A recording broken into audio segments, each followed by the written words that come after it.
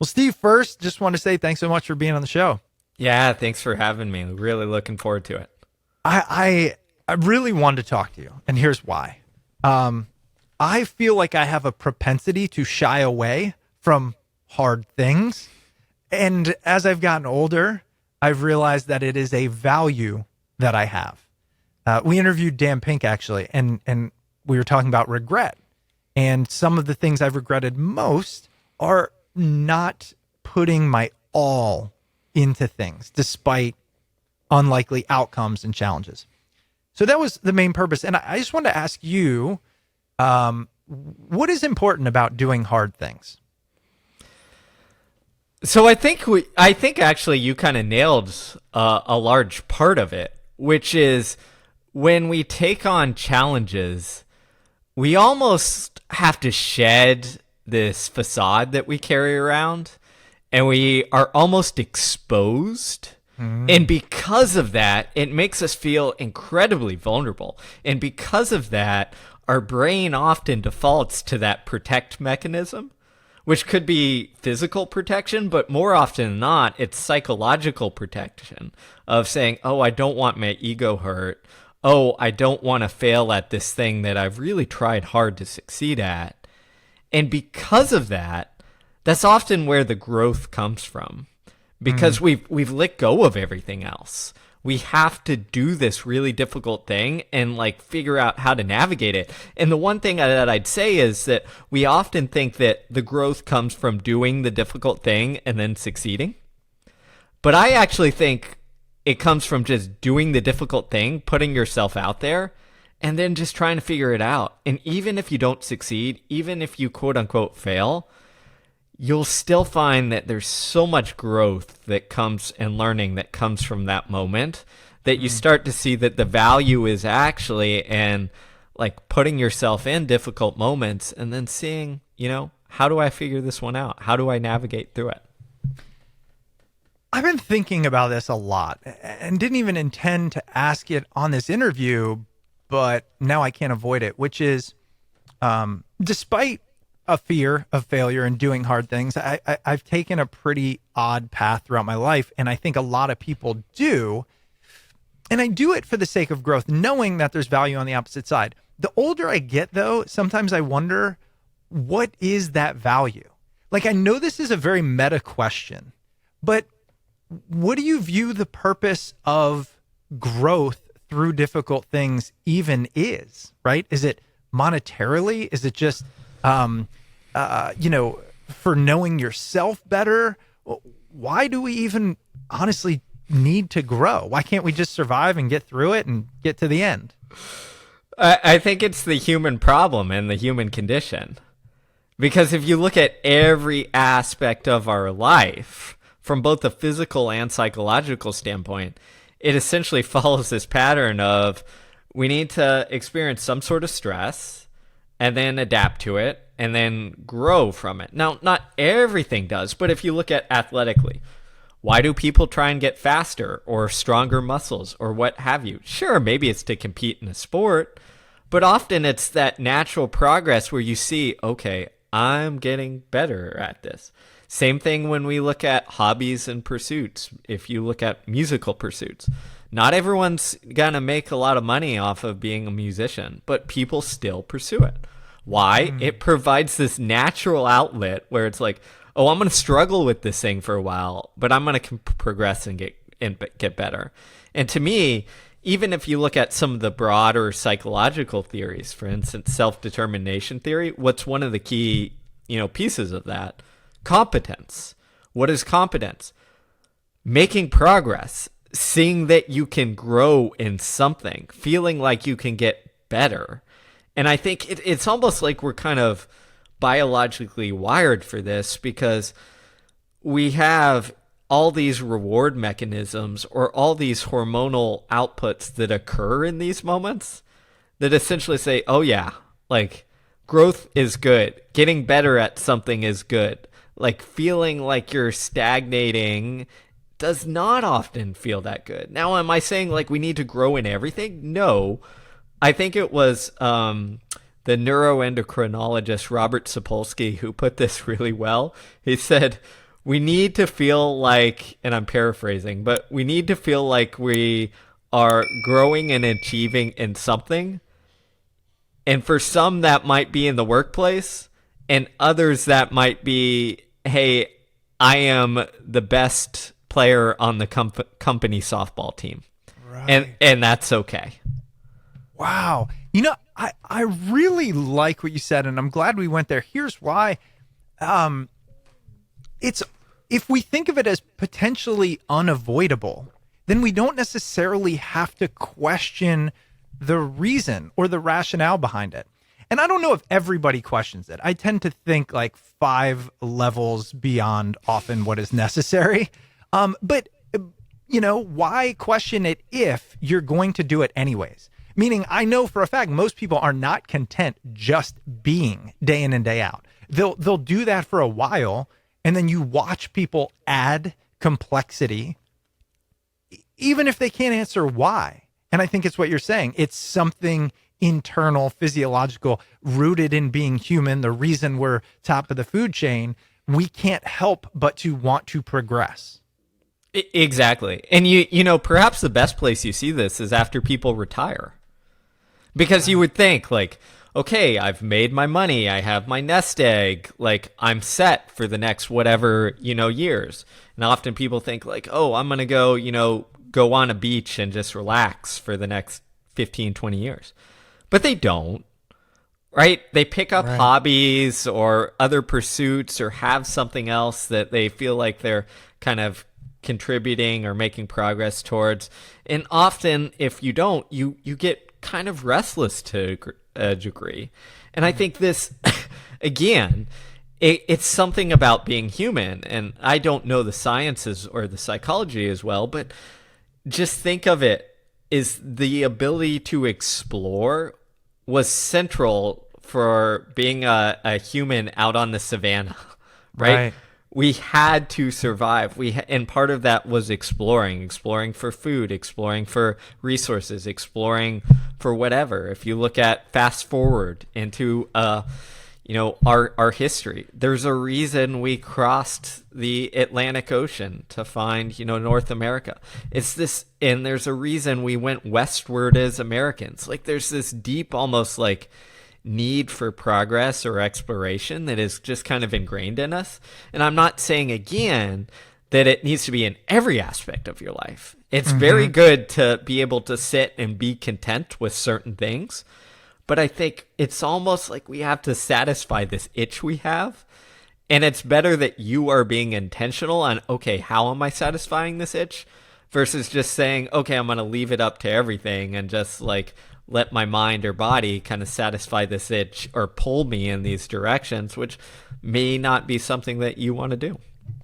Yeah, I'm glad you mentioned the intentionality because, of course, we're going to get into the meat of this is how do we do hard things? How are we currently potentially thinking about it incorrectly based on common wisdom and whatnot? But how important is it to first stop and identify what do I want to accomplish and what hard things am I choosing to engage in? It's vital. Absolutely vital. And actually, there's some fascinating research on intentionality around like our goals and our pursuits that really gets at this. Is whenever we find or feel like we have something imposed upon us. So let's say, you know, you have a boss who says, here is your goal, or a coach who says like, you're going to try and lift this much weight. Whenever we have an imposed goal on us, we don't persist as long. We're more likely to give up. We're more likely to have kind of this negative ruminating self-talk around things.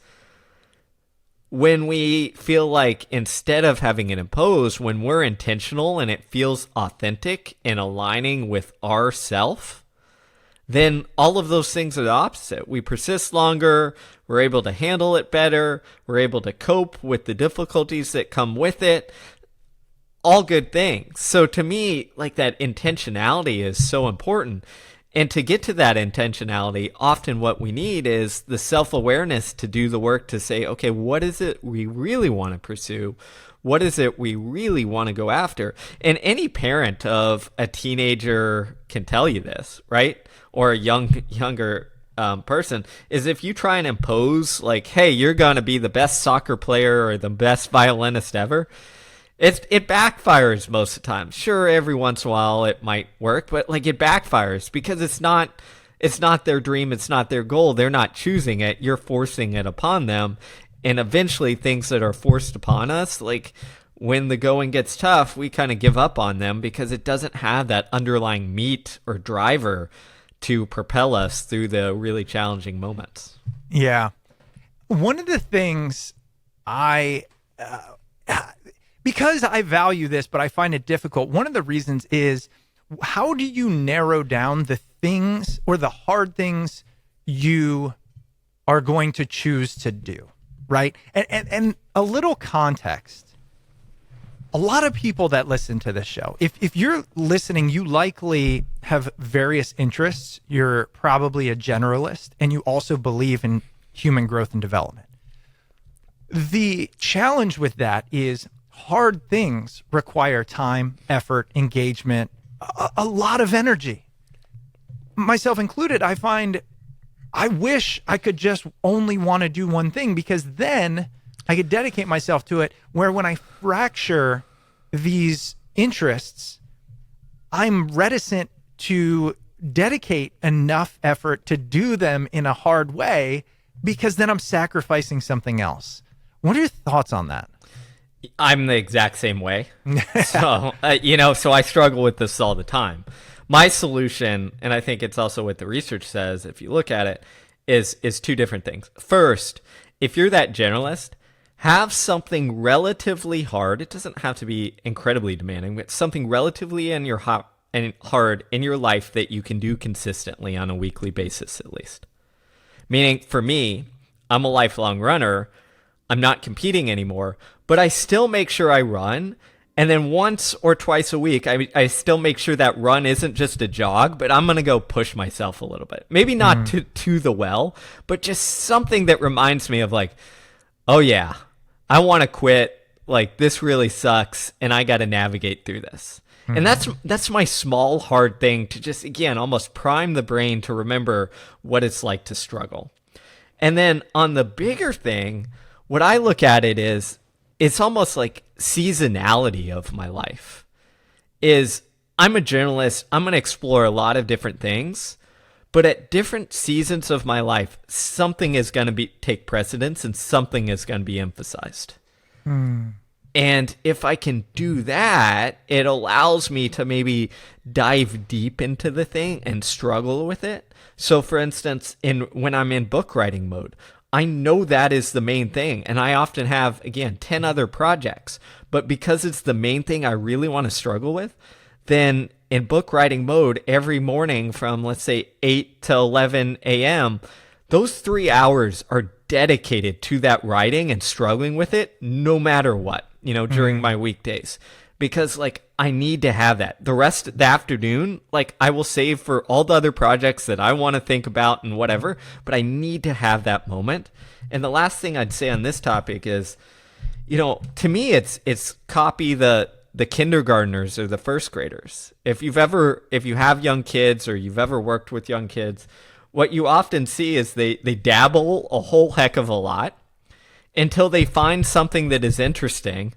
And then for that week or that month or whatever that period, they are all in on it. They're like, I am a policeman and I'm going to be a policeman and this is what it is. But what's interesting is they don't get stuck on that for life. A week or a month later, they're like, forget this. I'm going to be a fireman now. And then they go deep into that. And I think, we can learn a lot from that, especially journalists, is it's not only being journal on the surface level, but also give yourself those moments where it's okay, I'm going to just dive into this and let's see what it is. And eventually I'll pop back out. But part of the work is diving into it. Do you have young kids? No, I don't yet, but my wife is a elementary school teacher, so I learn a lot from her on this I'm stuff. like, how do you know?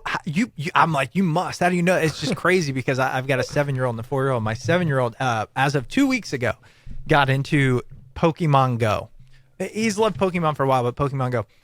And now you're really helping me think through this. I mean, number one, it's insane, the level of obsession. It's insane. And I'm like, I'm here for it, right? Let's go. And we go for walks, and I'm taking him into the town later so he can find all this stuff. But here's what I love and what you're highlighting for me. I'll tell him, hey, you should watch some videos on it. Watch how to take over a gym. Watch how to find Pokestops. Watch how to do this stuff. And he said to me, why? And I was like, well, because then you can, and he said, but I know how to do what I want to do. And it was like fascinating because he wasn't thinking about doing it for the sole sake of progress, which I think as an adult, and I know many people just tend to overemphasize.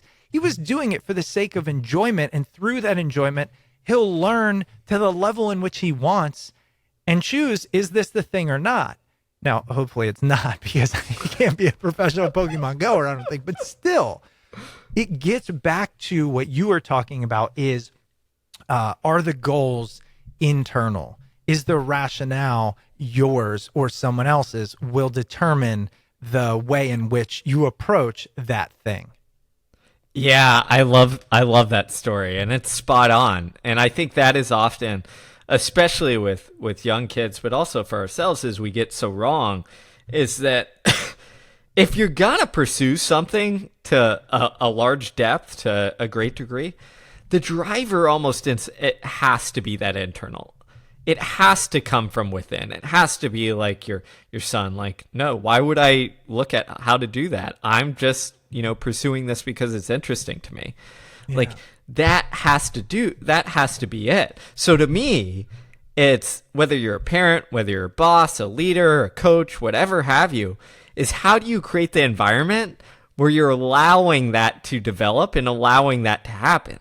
And it sounds like with your son, it's like, okay, great. Like, I'm going to offer you this, but, okay, you're telling me you just want to, do this. Great. Go for it.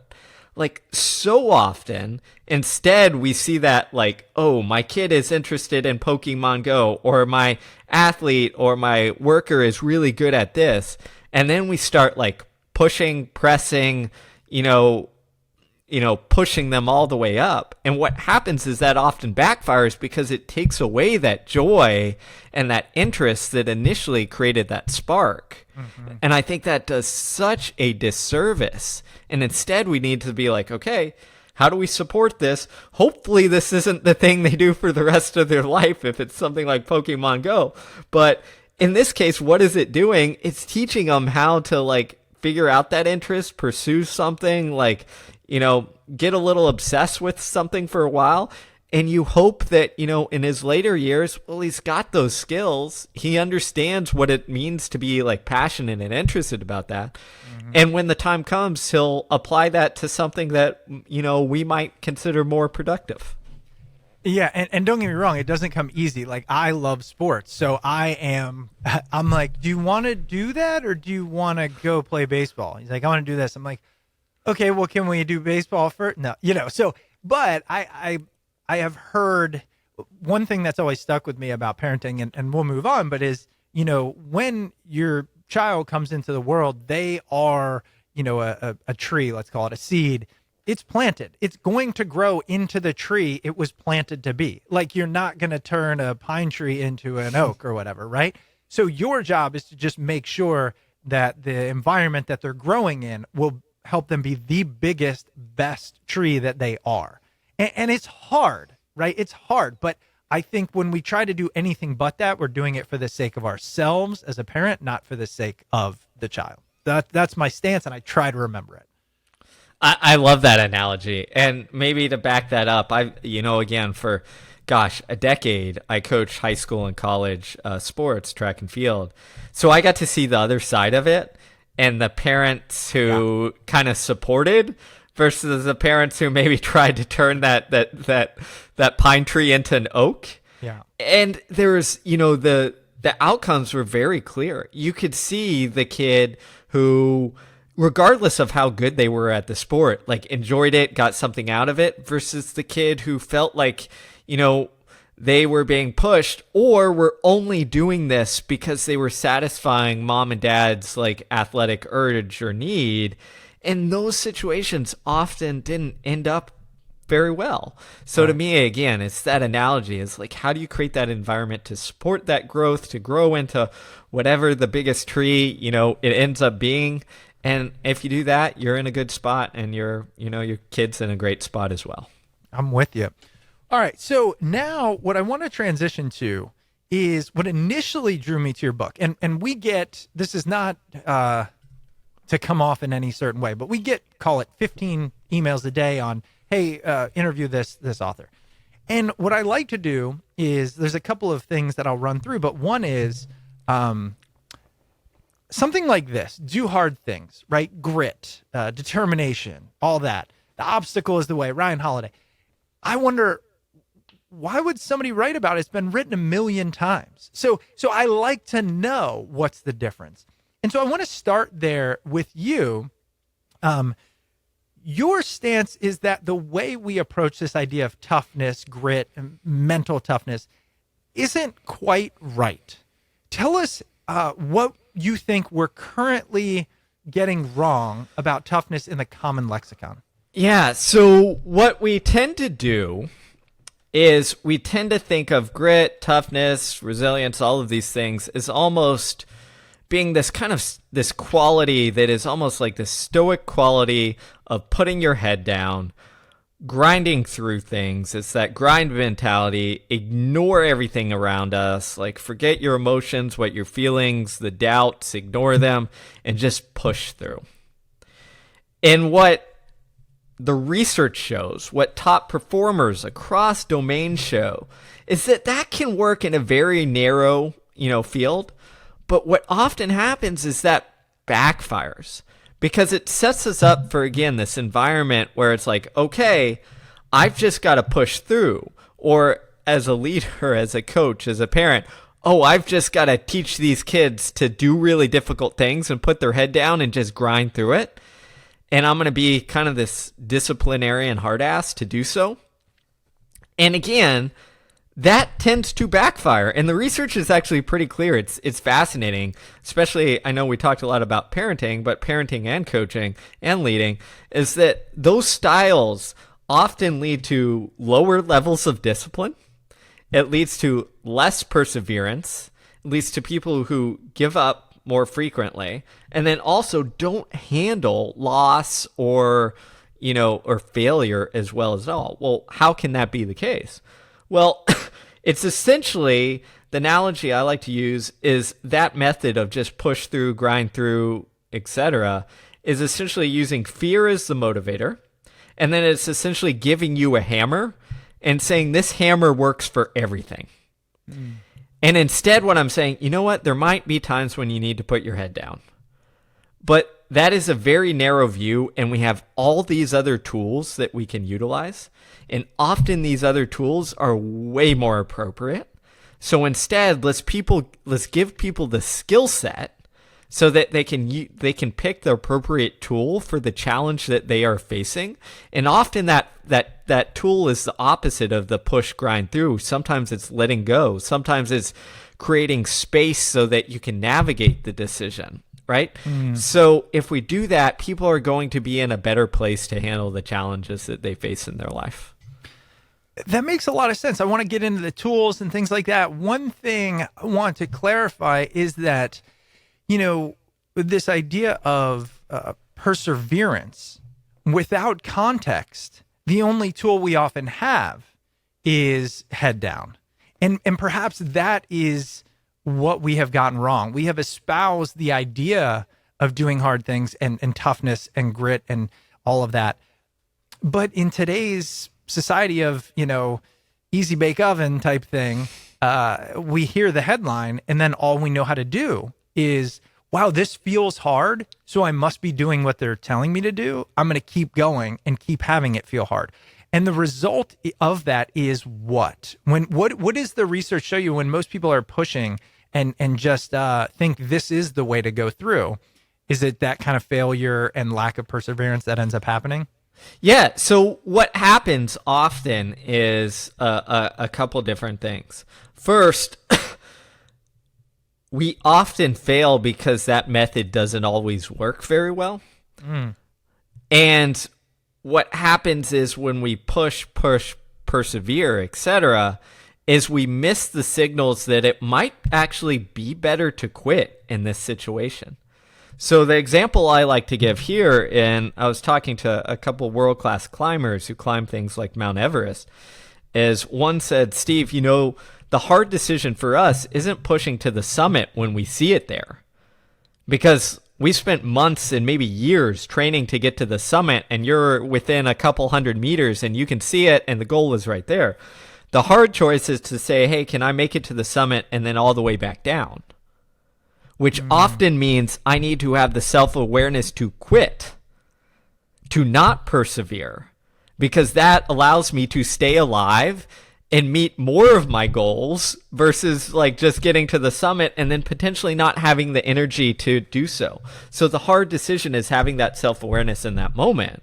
So to me, the perseverance kind of culture gets a couple things wrong, is that if the only tool we have is put our head down and persevere, we're going to miss out on one of the crucial things in life, which is being able to switch and re-engage with a goal that might more align with our current values and current objectives.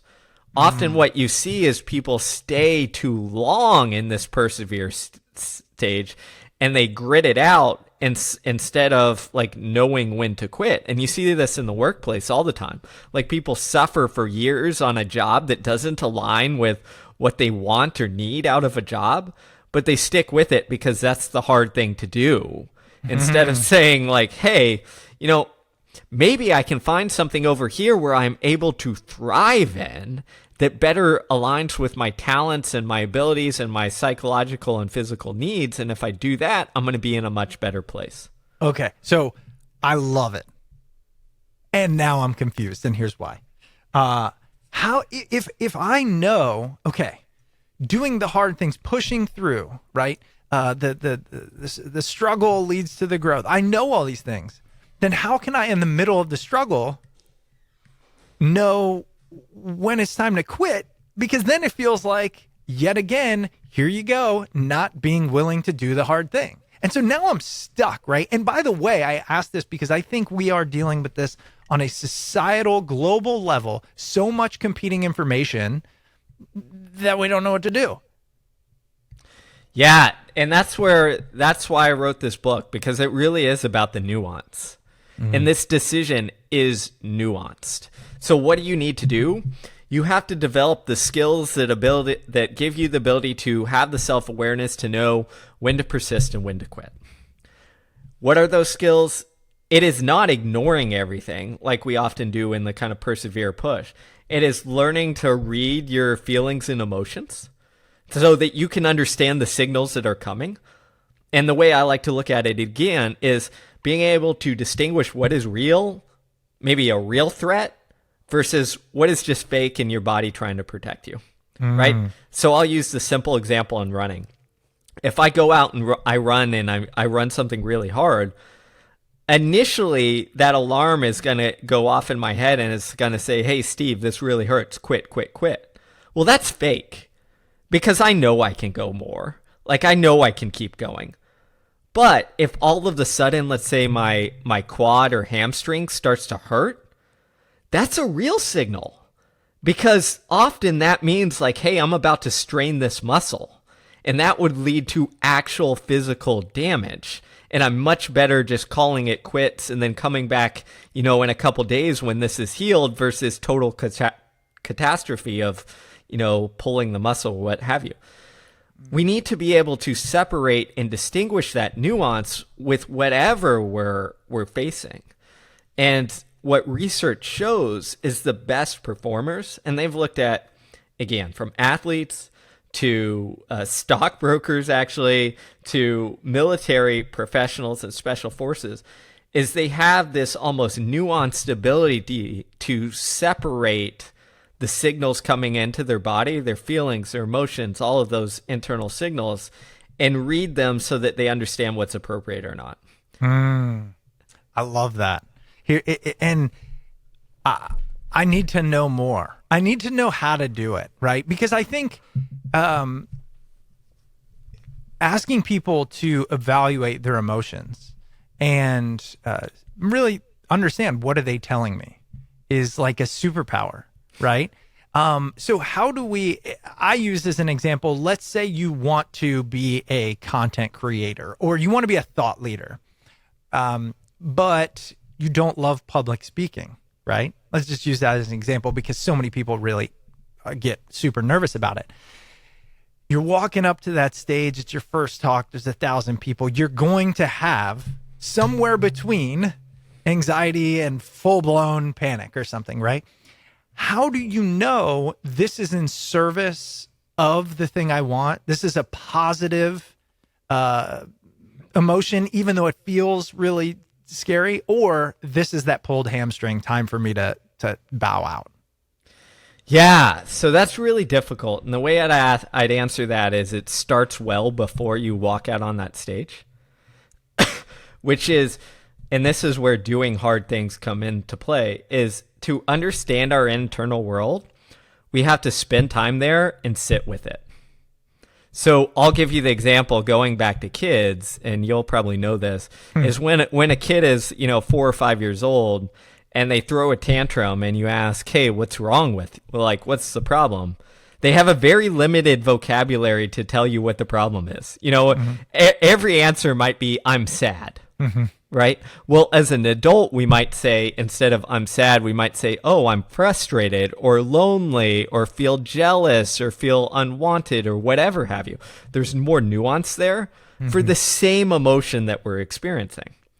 The same thing goes with everything else, is if we can, sit with and experience emotions and even try to label them and distinguish them, then we're better able to navigate our internal world like the, first grader or 5-year-old versus, the hopefully fully formed adult who understands some of these things. So going back to, the person getting onto stage. Well, hopefully you didn't just walk out onto, have your first speaking gig be in front of 1,000 people. Hopefully you spent time maybe in front of a friendly audience, friends, family members. Hopefully you then went to a small audience, etc.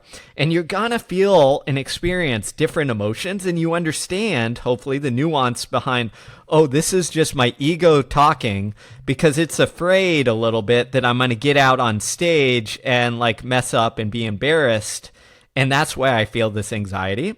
But guess what? I've done the work. I've done the preparation. I've given this speech many times before. That's not what occurs. That's not what happens. So you can start to distinguish that.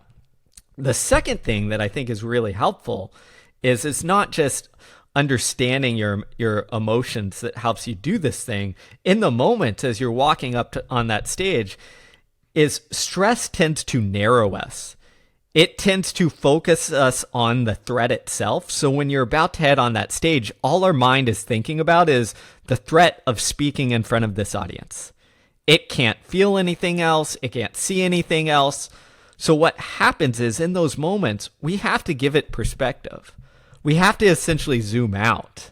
So anything you can do to almost force your brain and your mind to gain some perspective in that moment will help you be able to distinguish what is real or not. It's the same as in when you're, again, the running example of that first moment that it feels, painful, my body says, oh, you're in danger, like you're going to overheat and die. And I have to give perspective and be like, no, I'm not. I'm fine. I've been through this before. So in that moment, there's several things, again, many I outline in the book, but your self-talk can give perspective. You can sit there and be like, hey, at the end of the day, this is just given a speech. This isn't life or death. I'm not at war, right? I don't need to have this fight or flight response.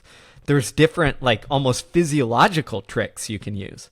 One that I use is, as a person who wears glasses, is, and there's research behind this, if I literally take my glasses off and just see a bunch of blurry, almost perspective, what happens is the brain actually zooms out and essentially creates space because I've taken this broad perspective where I can't see details. Right. So it almost like shifts the brain and out of this like hyper emotional state and says, okay, we're going broad perspective. Now, if you're not lucky enough like me to be able to do that, there's some fascinating research that shows, again, if instead of focusing maybe on like, the podium or one person in the audience, if you take a broad perspective and just look at the horizon, the same perspective shifting thing can occur. Again, there's other things with breathing and all sorts of stuff, but there's a lot of ways where we're essentially trying to zoom out and create space. I love that. Yeah. Thanks for that. And yeah, as you mentioned, you talk about a lot of them in your book, which is Do Hard Things, Why We Get Resilience Wrong, and the Surprising Science of Real Toughness. And I found that section on emotions, listening to your body, so important because it adds a level that is not out there, right? And I think that's to your point. It adds the level of it's not about just pushing through. And when you get to this, when we talk about all the things we just went through, you realize the more you do these hard things, you will then start to learn what is your body saying. You can't not interpret it. Your body will force you to feel these things, and then probably after the fact say, okay, how did that feeling line up with reality, line up with my result? And so again, it becomes this cyclical thing, which we call growth. Exactly. I mean, all you're doing is, we think about training our body all the time in terms of physical pursuits, but we often neglect that we can train our mind. And that whenever we're going through a challenging, stressful, whatever, hard time, you're essentially training your mind how to respond to the world around it. And our brain works predictively. So if you consistently tell it like, hey, these things are threatening, these things are items to avoid, then it's going to comply. It's going to say, oh, you know what? We're going to avoid this, and I'm going to send a whole heck of a lot of stress your way so that you avoid this thing. Yeah. But if you do difficult things and again learn how to sit with it and navigate it, and you're again not kind of freaking out and spiraling, your brain learns the opposite, which is, okay, yes, this is very difficult. Yes, this might create some anxiety, but we can get through this, and here's how, and here are the ways, and here are the things that are real and we need to pay attention to, and here are the things that aren't. I love it. I want to ask you the next one of what are we currently getting wrong? Because I know a lot of the things you talk about in your book, those listening do not. So the first we kind of uncovered was this idea of push through despite everything you're feeling internally, right? What else do you think is something people commonly believe about the idea of persistence that we might be getting wrong? Yeah, so I think the other thing that really stuck out to me in researching and writing this book on what we get wrong is how we create the environment or space in a leadership role to allow people to do that. Because we often think of, especially in sports, but also with CEOs and executives and leaders in the workplace, is we often think, oh, the way to create teams and organizations that are resilient is to create almost an environment that is incredibly controlling, disciplinarian, like my way or the highway. This is how you do things. Almost, to use the sports analogy, the kind of Bobby Knight way of doing things, right? This is it. We're going this way. I am the leader. You listen to me. You follow. And we often think in those environments like that creates people who, are disciplined and tough. But if you look at, again, the research, it shows the exact opposite. And there was this fascinating study that some organizational psychologists did on teams in the NBA, where they looked at these coaches who were kind of this authoritarian style coach, and they looked at the effect that had on the players that were under them. And they looked at, I think it was like 6 or 7 years of data in the NBA. And what they found is that if a player played for an authoritarian coach, their performance for the rest of their career took a notch downwards. Wow. And then even more interesting is their so-called negative or aggressive fouls, like technical fouls in the NBA, which are essentially, notions of aggression. Those went up after they played for an authoritarian, style coach, which is a signal of like, hey, you don't have the emotional control to handle yourself in these difficult moments where you might be fired up and you just created, you just let yourself go and did this technical foul. And the most interesting thing I think on this study is that effect lasted for the rest of their career, even after they went to play for another coach. So you have this almost lasting effect. And I think if we look at, okay, where do we get it wrong? Well, it turns out the John Woodens, the Steve Kerrs, to use the modern example, the Pete Carrolls of the world for football, the coaches who create, yes, they're creating environments. Yes, they're doing incredibly hard practice and difficult things, but they're doing it in a way that is autonomy supportive, that, allows people to fail and mess up, but then correct and get better. They're doing it out of a place of, hey, almost like love and cohesion instead of fear and, punishment. When you do that, people thrive, are more disciplined, more persistent, all of those good things. Nate Zinsser, and we talked about kind of a similar topic here, confidence. And one thing he really highlighted for me was the story you have in your brain will actually impact your physiology. So let's say I'll use golf just because, but all golfers know this. Like, you're thinking, don't shank this shot. Don't slice it because there's people watching. You will. And a lot of people know that. Simon Sinek has this great story where he talks about skiers who say avoid the trees are more likely to hit the trees than skiers who say look for the path. And the whole reason I say this is because I'm trying to figure, what would this authoritarian coach, why would that impact your performance? And I do wonder if one of them is the thought process of, you got to get it right. You push so hard, just changes your physiology in a way that doesn't allow your natural talents to come out and doesn't allow you to try the things that are going to do the hard play and then potentially succeed or fail and learn from that failure. I think you're spot on, because what it does is it puts us in an avoidance mindset. Right. Because we're trying not to screw up. Right. We're trying not to do the thing. And just like the examples you gave from the previous guest, is when we try not to do something, when we try and avoid something, there you go. Our brain gets stuck on it. It doesn't register the avoid, it picks out the thing. So we end up doing the thing. And also, as you mentioned there's fascinating research behind it that shows, again, if we approach things with this avoidance mindset, our physiology and our hormones follow suit. There was a fascinating research study done on professional rugby players that showed essentially if before a game, their coaches focused on, hey, don't do this, avoid this player, or last time you messed up this tackle, so I need you to work on this tackle. If they did that versus gave them, positive feedback on, almost approach goals, when they had the avoidance goals or the avoidance critique, cortisol levels went through the roof, and then they played worse. When they had this kind of approach orientated, hey, here's what you did right, testosterone levels go up and they played better.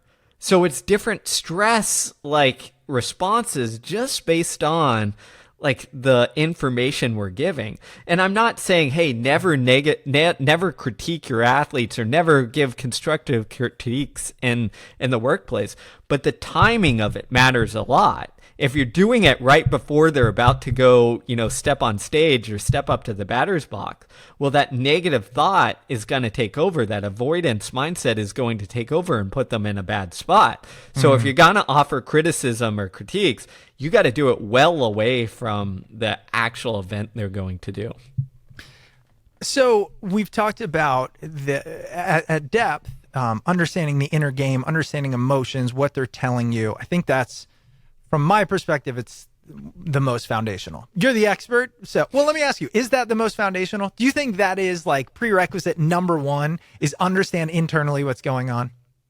Yeah, I really do. I think that especially now, it's something that we're often told to neglect. Yeah. So it's foundational. Okay. I didn't want to make the assumption when I have you on the line. Okay. We talked about kind of what's the style of leadership or parenting or whatever it is, coaching, to get that out of somebody, right? This authoritarianism versus more of the create the environment, et cetera. There's two other things I wanted to just briefly discuss. We don't have to go in depth because it's in your book, but I think these really jumped out to me. So the first one was this idea that you can, oh wait, let me find it. This one I did write down. Hold on, put in my notes here. It was the third. Here we go. Yeah. You can respond instead of react. Give us the general idea of that and how that helps us deal with tough things. Yeah, so reacting is essentially this instantaneous, quick reaction, for lack of a better term, which is we feel the difficult moment, we feel the stress, and we jump to the thing. Why do we jump to the thing? Because our brain and our body are looking for that safety mechanism, that escape route, and we tend to react, right? It's the best example I can give is if you've ever been in an argument with your spouse or significant other, and you end up saying something that like you would never say, that isn't real, that you deeply regret. But why did you say that? Because you were in this highly stressed, highly threatened state. And often our brain just jumps to the easiest thing that he thinks, okay, this will get us out of that. Mm-hmm. And responding instead is essentially creating the space where you don't have that jump, but you have just that moment where it's like, okay, I have more than this one path. I have multiple paths I can take. And in those difficult moments, you want to give your brain the space to be able to think, okay, what path is going to be the productive path? What path is going to lead me to the outcome that I need? And we can train that ability up. Okay. Yeah, it reminds me of Viktor Frankl, and we used to teach it at Covey, which is this idea of, separating stimulus from response. And it's one of the most core components of my life, is just recognizing we don't control the stimulus, right? We control the response. And then just elongating that space will change the response potentially for the better. And I just, it always resonated with me. Exactly. I love that work that you guys did, that Viktor Frankl did, because it really is, the way I like to look at it is generally during very difficult things, it's almost like a snowball gets pushed down the hill. Yeah. And if you it can just spiral out of control and grow and grow and grow. But if we can create that space for our response, it's almost like we're just slowing it down a little bit so that we can handle it, so that we can redirect it or stop it, versus just letting it get out of control. And one thing I want to highlight here that your work has helped me, and I think I'm saying this because I know our listeners, a lot of times people who want to achieve, want to strive, interested in a lot of things, do put a lot of pressure on themselves, and also want to take control of a lot of it, right? So if there's something hard, let me solve it. Like I can, but sometimes that control can actually be detrimental, and that's what I've learned. Like I will go into psychotic mode. I'll work for 14 hours straight for 5 days, and I might get it accomplished, but at what cost in the long run? And so I think a lot of what you talked about helped me realize that you can still get it done, and perhaps in a better, more creative, and more sustainable way by taking some of the approaches we're talking about. Same outcome, right, from a results perspective, but better secondary outcome from a personal perspective. Exactly. And I think that's what a lot of this is often we get in our own way because we put these artificial maybe constraints on us, and we think, oh, okay, like I've got to get this done. I've got to, control this 100%. When in reality, for most things, not everything, but for most things, that's not true.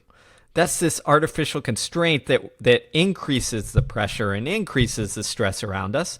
So ironically, sometimes to be quote unquote tougher in a more productive stance is being able to let go in the right moments. And if you talk to, elite athletes are really good at this, is that often our inclination during those hard moments or those, difficult competitions is to take control and push. But I love using the example of like a sprinter of Usain Bolt, because if you watch him race during the most difficult moment, during the time when the pressure is on at the Olympic Games or what have you, you watch him and he is trying to let go because he is relaxing and trying to relax into it because he knows he has done the work, he knows what to do, and if he tries to force it or push or whatever have you, it will actually tighten him up and cause him to run slower. So I love that analogy for the rest of us. Is often our inclination is to push, to tighten up, but often that backfires. And if we just kind of step back and let go just a little bit, it allows our body, it allows our brain to do what it knows how to do, to do what we've trained it to do, and we perform better and are in a better place. I love it. Well, Steve, one last question, because I think it wraps everything up. You talk about quitting, and you talk about how quitting is human, or at least thinking about it. How can we change the way we think about quitting that actually makes us more likely to succeed? So I think one of the, again, major problems that we have is we've made quitting as this big, bad, horrible thing that tough people never consider. And when we come to things from that approach, what we've essentially done, as we talked about earlier, is turned ourselves into this avoidance mindset, where we say, oh, this is the bad thing I'm going to avoid. When the reality is, and I did this, I sat down with some of the best endurance athletes in the world who had made Olympic Games, national records, all sorts of stuff. And I just asked them, how many of you had the thought of, hey, I want to quit. I want to find a hole to step on in to get me out of this race. And every single one did. Even people who had won wow. major marathons. And the reality is that's normal because our brain likes to protect us from doing difficult things. So I think one of the things first is to embrace the reality of thinking about quitting as normal. But I think the other part of having that mindset, instead of avoiding it, is we are actually training our mental muscle when we give ourselves that choice where it's like, oh, well, I could quit. Because what you're doing is anytime you're in that moment where it's like you have that fork in the road, I could quit, I could continue. And instead of being like, no, never think about quitting, it's a legitimate option. Well, that gives us the opportunity to train our mind, to train our brain, how to navigate that, and then also to ingrain or groove what I'd say the more productive path is, which is, hey, I can wrestle with this and take this, in a positive direction. And there's actually a lot of research that shows when you reframe things like that, what you're actually doing is training, they call it learned hopefulness, where you're training the hope, where you're saying, hey, I'm wrestling with this difficult moment. My mind is looking for an out, but I can find hope in this almost disparaging, stressful environment where I say, oh, you know what? I have a choice. But in this moment, I think I can get through. In this moment, I think I have what it takes based on the information I'm, receiving and the work that I've done to get, a positive outcome out of this stressful or difficult, spot. Wow. I have to tell you, I know for a fact that works. Now, I'm not going to go into it because we're at the end of the episode, all right? But I know for a fact that exercise that you just talked about, and it works. It can change the way you approach a difficult situation. I didn't know the science behind it, but I've done it, and it has helped. So this is why I wanted to talk to you. I look, not to bring this up at the end, but I think we're in an era right now of, I don't want to call it hyper masculinity, but like there's an overemphasis on previous masculine ideals, if you will, right? As a man, like you grin and bear it, and we've gotten too soft, right? Like it was the millennials, and now it's the Gen Zs, and they're too soft, and we have to go back to the old ways. And I wish we could go back to when you could actually, say what you want is on your mind. And I just think it's missing the growth and the nuance that actually allows us to be better as humans, as individuals, as a society. And that's what you talk about in your book. It's called Do Hard Things because we need to do hard things, but we can do them in a way that is beneficial and sustainable. And so, Steve, first, I just really want to say thanks for coming on. The book is Do Hard Things: Why We Get Resilience Wrong and the Surprising Science of Real Toughness. Steve, for those that love this, obviously we'll link to the book. Are you writing elsewhere? Do you use social? Where else can we find you to learn about this work more? Yeah, you can look me up on all social. I'm at Steve Magness. And then I also do a free weekly newsletter, which is through my joint project called The Growth Equation, which you can find at thegrowtheq.com. And we will link to that. Again, Steve, thank you so much. This was fantastic. Thanks so much for having me. This was a blast.